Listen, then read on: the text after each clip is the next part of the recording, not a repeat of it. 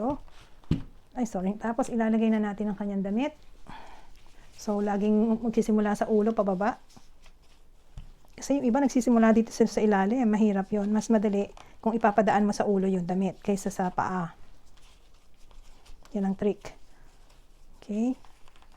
Hindi lang natin mabend yung kamay ng doll na to. Gawa ng, okay.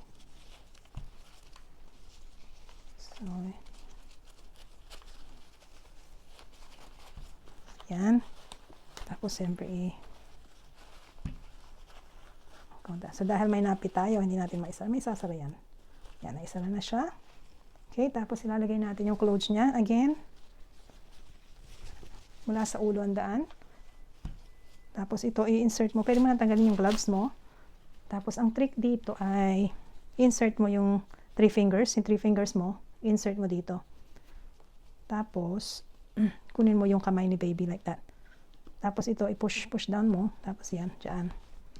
So, kung tulad din sa kabila, ganun din. Insert mo yung 3 fingers mo. Kunin mo yung kamay ni baby. Ayan.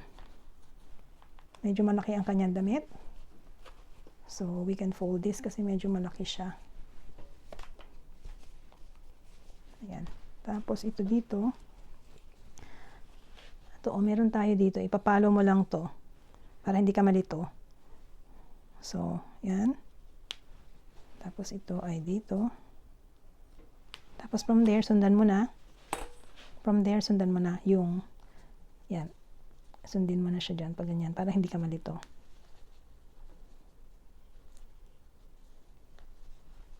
Yan, tapos ito.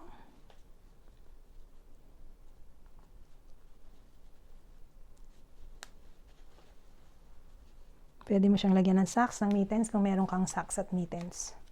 Okay? So, dahil very fresh na si baby, matutulog na to ng mahimbing.